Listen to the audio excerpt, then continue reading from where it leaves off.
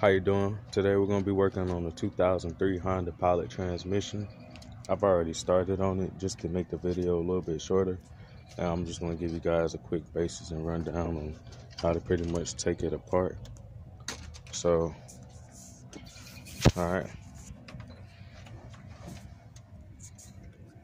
If you look, I've got the airbox out, got the starter out.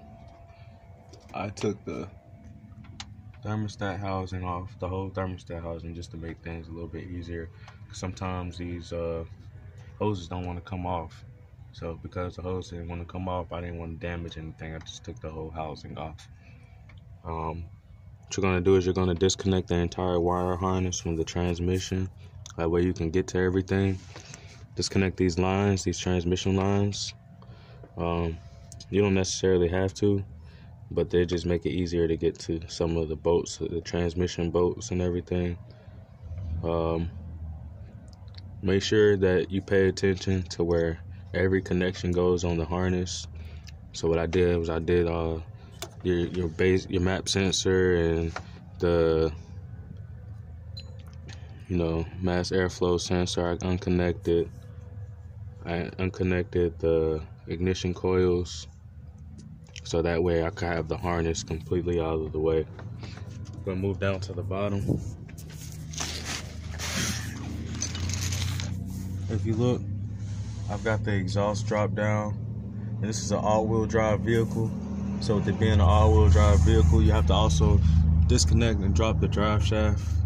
And once I disconnected and dropped the drive shaft, to drop the exhaust, you're gonna need an O2 sensor socket, so you can undo the O2 sensors.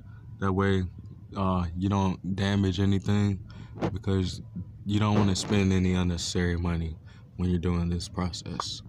Alright, so also, if you look right here, like I told you, I took off the housing for the where the drive shaft hooks up to it, and I'm assuming that it's for the all-wheel drive connection for the transfer and everything. It's like a transfer case. To undo the shift linkage, there's a 10mm bolt right here. What you'll do is you'll pull these pins back and everything. And I don't know if you can see, I'm move this over a little bit. You see how this pin is right here? You're gonna straighten those out, because what it is going to be folded up like that. You're going to straighten it out like this. Once you straighten it out, you'll be able to get this piece off. Not completely, but just a little bit. But to get the rest of it off, you're going to pull this pin out right here. This pin.